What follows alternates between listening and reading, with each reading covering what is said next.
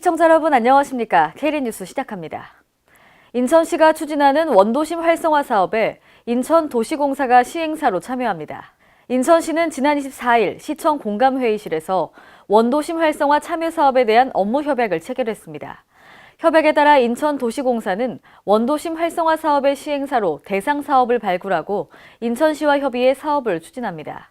또 인천 아시안게임 경기장 재척 부지 출자와 검암 역세권 공공주택지구 사업 이익으로 마련한 1,800억 원을 동인천역 주변 재정비 촉진 사업 손실보전금 등으로 투입합니다. 경기도는 국내 유일의 공공조달 전시회인 2018 코리아 나라장터 엑스포를 지난 25일 고양 킨텍스 제1전시장에서 개막했습니다. 이번 행사는 경기도와 조달청, 중소기업 중앙회 등이 주관하는 행사로 우수 중소, 벤처기업의 공공조달 시장 및 해외 판로 개척을 지원합니다. 나라장터 엑스포는 중소벤처기업의 우수 제품들을 한자리에 모아 판로 개척을 지원하고 지역경제 활성화를 도모하는 국내 유일의 공공조달 종합 전시회입니다. 오는 27일까지 진행하는 엑스포에는 전국 310여 개의 업체가 2만 1,000여 제곱미터 규모의 전시장에 1,050개 전시 부스를 구성하는 등 역대 최대 규모로 열립니다. 전북 익산시 영등동 국가산단 내 폐기물 처리를 놓고 정부와 익산시가 책임 떠넘기기에 나섰습니다. 논란이 되고 있는 익산 영등동 국가산단은 4,200톤가량의 폐기물이 방치돼 환경오염을 부추기고 있습니다. 홍재희 기자입니다. 도심 한가운데 방치돼 폐기물로 논란이 되자 전북 익산시는 이달 9일까지 폐기물을 처리토록 조치하겠다고 했지만 익산시와 정부는 피풍행정으로 일관하고 있습니다. 익산시는 여전히 영등동 국가산업단지에 쌓인 수천 톤의 폐기물 처리 주체가 산업통상자원부에 있고 시는 제3자의 위치라는 입장입니다.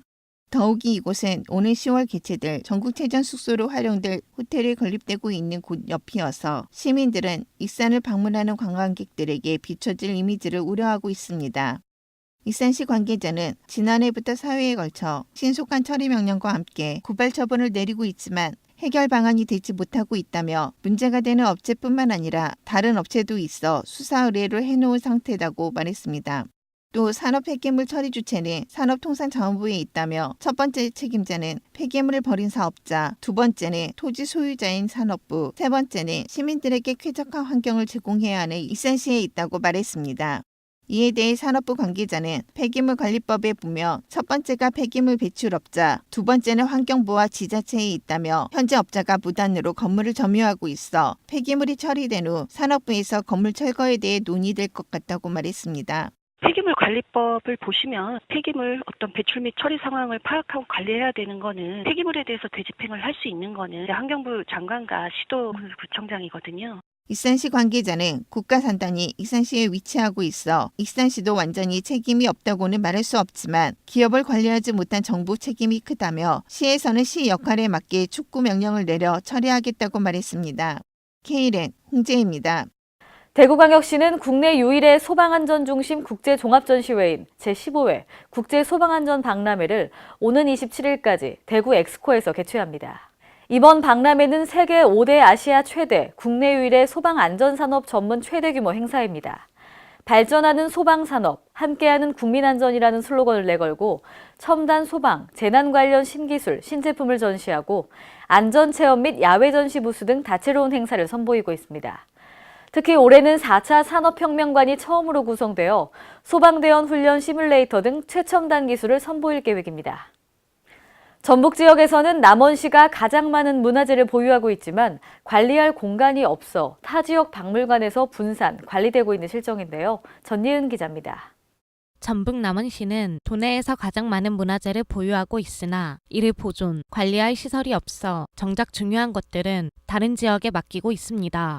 남원시가 보유한 지정문화재를 보면 국보 1점, 보물 26점, 사적 5개소, 명승 1개소, 국가민속문화재 3건, 천연기념물 2건, 유형문화재 33점, 무형문화재 8명, 기념물 8건, 민속문화재 5점, 문화재 자료 29건 등입니다. 또한 남원 지역에서 출토된 국가기속문화재만 해도 4,250점에 이릅니다. 그러나 남원 지역에는 이들을 보존할 시설이 없거나 규모가 안 돼 대부분 문화재들이 타 지역에서 보관되고 있는 실정입니다.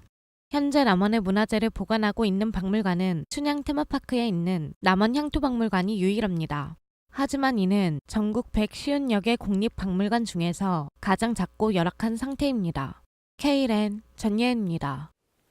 지난 20일은 장애인의 날이었습니다. 전북 순창군이 함께하는 세상, 희망의 그림전을 옥천골 미술관에서 전시합니다.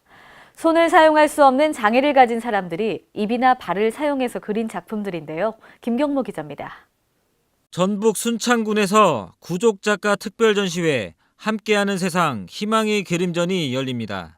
순창 옥천골 미술관에서 열리는 이번 전시회에는 손을 사용할 수 없는 장애를 가진 사람들이 입이나 발을 사용해서 그린 창작 작품 20여 점을 다음 달 20일까지 선보입니다. 비장애인들이 쉽게 접하기 힘든 구족 작가들의 작품들을 만날 수 있는 기회입니다. 저희 순창 옥천 공립미술관에서는 이번 4월 장애인날을 맞이하여 한국 구족회화 작가들을 초대하였습니다.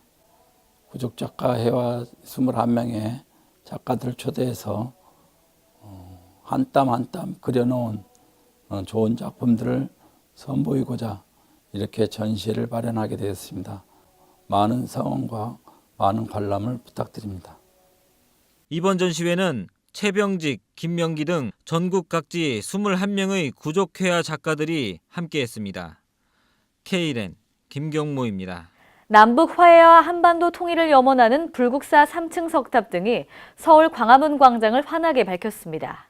불기 2562년 부처님 오신 날을 한 달여 앞둔 지난 25일 조계종 총무원장 설정 스님을 비롯한 종단 대표 스님들과 전국의 2천여 불자들이 참석한 가운데 봉축장 엄등 점등식이 봉행됐습니다.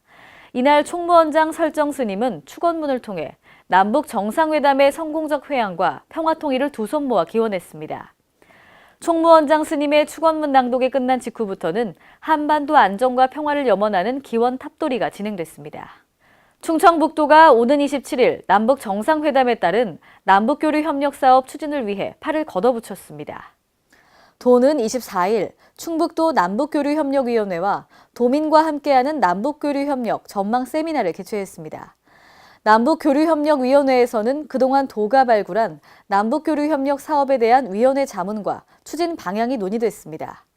주요 남북교류협력 사업은 사회문화교류, 개발협력사업, 인도적 지원 등 3개 분야의 총 22개 세부 사업입니다. 먼저 도는 충주 세계소방관 경기대회와 2019 세계 무예마스터십 북한 선수단 초청 등 체육교류를 우선 추진키로 했습니다. 오늘의 브리핑 뉴스입니다. 세종시가 영유아들의 건강한 성장을 위해 발달장애 정밀 검사비 지원에 나섭니다. 시는 만 6세 미만의 영유아를 대상으로 건강검진 결과 심화평가 권고 판정자에게는 발달장애 정밀 진단에 필요한 검사비와 진찰료를 지급합니다. 의료급여 수급권자와 차상위 계층은 최대 40만 원, 건강보험료 부과 금액이 하위 30% 이하인 사람은 최대 20만 원까지 받을 수 있습니다. 경남 김해시가 청년들의 취업 영역을 한정된 국내에서 해외로 넓히기 위해 해외 인턴 비용을 지급합니다. 김해시는 오늘 인제대학교와 글로벌 인재양성 해외 인턴 사업 업무 협약을 체결했습니다. 앞으로 김해시 거주 관내 대학 졸업자와 졸업 예정자를 대상으로 어학 교육과 사전 직무 교육을 실시하고 해외 인턴십 수행 후 해외 취업으로 연계시키는 사업인데요. 올해 해외 인턴 대상자는 25명으로 말레이시아와 일본, 베트남으로 갑니다.